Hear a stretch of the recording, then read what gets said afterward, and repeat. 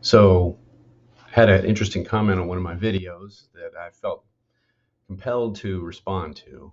This was the video I had earlier talking about the dream of the mithril dress, and the somebody came on that, somebody by the name of All Things French 1391, and made the comment that they strongly disagreed with my discussion of dreams and what they're all about, and what dream science says.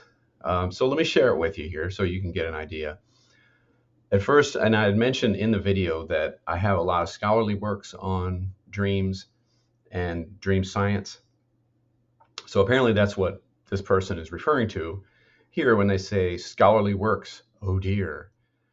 Um, Apparently, science and God are mutually exclusive. I'm not really sure what the problem is here, but I'll go on and kind of respond to this in full. The rest of the post is that there's no fiction, Fixtion. I'm not sure what that is. Your own wonderful human imagination is God. Forget about all this who bunk. When you sleep, that is when God speaks to you. Ugh, this just makes me weary. This is garbage.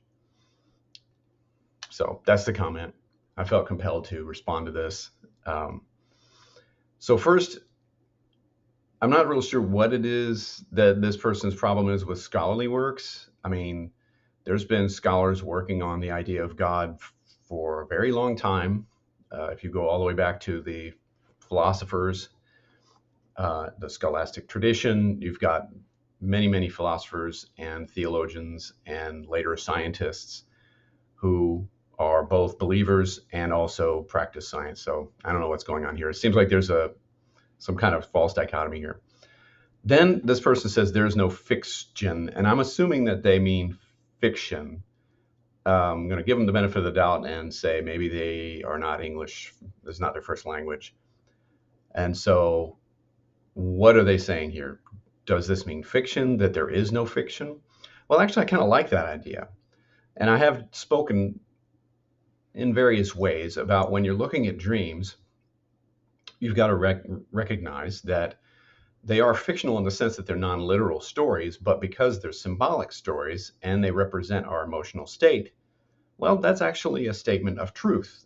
It's not fiction in the sense of a completely made up story that is not connected to reality or anything. So, in a sense, they're right. It's not fiction. Then she or he goes on to say, your own wonderful human imagination is God. And again, I am a romantic. I like this idea too. But I don't understand why this would be an objection to what I'm saying. And if, of course, this is correct, that our imagination, I'm going to assume that they don't mean is literally God, like your imagination, you, is God, like the one. And it's just you. I mean, because that would be kind of wild, but maybe what they mean is that it is a manifestation or an aspect of God or an emanation from God or the gods, if you're a polytheist. Why not? I say, why not? And if that's the case, then science will actually show us how this works. So then they go on and say, forget about all this hoobunk. Uh, I guess they're referring to the discussion I make about dreams, saying that it's hoobunk. I don't know what else to say about that other than, well, if you really disagree with it, why not write your own paper and discuss why you think it's bunk? I mean, that's what we do in the scholarly world. Maybe that's just too much work for you to consider. That's cool. When you sleep, that is when God speaks to you. And again, being a romantic, I really like this. I'm a mystic. Now, that said, I also think science is kind of important. And the funny thing is here, though, that if it all depends on what you mean by God, then you could certainly argue that God, or as the Jungians called the self, which Jung argued was a psychological element that was projected onto ideas of divinity, and he tried to remain agnostic on whether or not that there was something to correspond to that projection. But later in life, I think he relaxed this and said, "No, I don't I don't believe in God. I know that God exists. That's one of his famous quotes.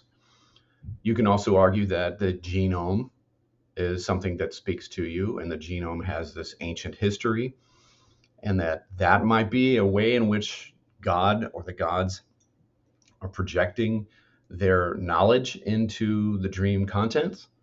Who knows? There's a lot of different ways to look at this. And there's a lot of ways to look at this that don't contradict anything scientific that we've discovered about dreams. And it's because in science, you have to focus on specific questions, and they have to be as clearly stated as possible. And a lot of times you don't have an opportunity to test a question as big as our dreams literally messages from God. How would you test that? Exactly. So again, though, that doesn't mean that the science says that there is no God or anything of the sort. Then this person goes on and says, this just makes me weary. I don't know, maybe you need a nap or something, and then it's garbage. I mean, calm down. Seriously, it's okay. It's okay. So, ultimately, do I think that dreams come from God? I would think, well, certainly possible. It very much depends on what you mean by God. I'm a cosmopsychist myself. I've written scholarly defense of this, and it's a philosophical position. And so why not? From a certain point of view, you can definitely see that and argue that. But ultimately, who knows? I think it's possible. I never said they don't. I'm just looking at what science tells us about dreams. Now, certainly there are other dream scientists and scholars of dreams and the psyche who do not believe in God, and that's fine. That's totally fine. But the science doesn't tell us one way or the other. That's more of a bigger kind of philosophical position or a religious position or lack thereof. In any case, if they did come from a god or the gods, wouldn't science find exactly that? Not only that, the science might even tell us how God or the gods does it. Who knows? So enough with this false dichotomy between theistic belief and science. Honestly, just calm down, people. It's fine. It'll be fine. So that's what I got for you today. Until next time, see you then.